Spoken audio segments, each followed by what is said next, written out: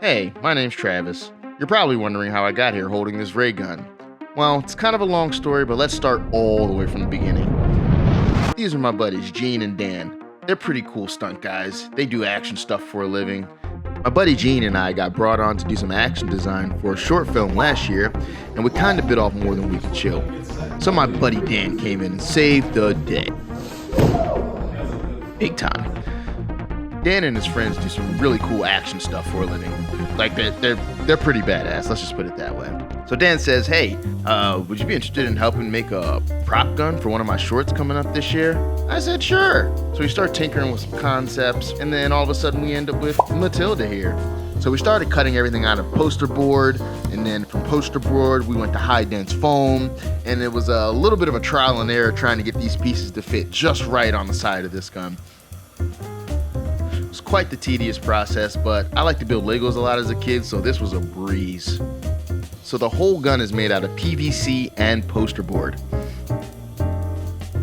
After cutting out each individual part from the poster board and then dremeling some of the high dense foam, which was also a part of the gun,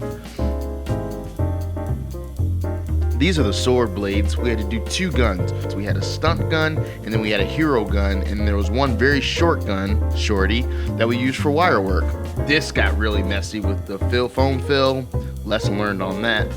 Had to fill in all the cracks with caulking, use a lot of an X-Acto knife, and then repaint certain things. So it was a lot of trial and error going on in this. Yeah, I just got so much more sanding and cleaning to do. I'm just putting the other pieces on now. I got the stocks on. This stock is kind of scaring me a little bit, just how loose it is. We're on 3 hours of sleep, 4 hours of sleep, but it's all good. But oh, that feels, it's actually not too bad. So we're gonna keep letting that sit. Sorry I couldn't document a lot more, but I've just been hitting the ground running. Had to cut new angles on stuff. So here we go. All right, deuces, back to work. Time lapse!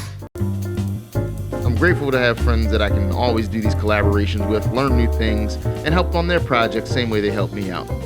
But at the end of the day, with the 2-week window, I was able to get the gun designed in time, drive down to Atlanta. I was able to make call time so that the stunt team could get comfortable with the gun the day of.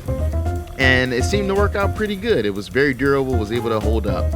I'm very grateful it worked out. And it actually turned out pretty cool on camera. Needless to say, I like making props now.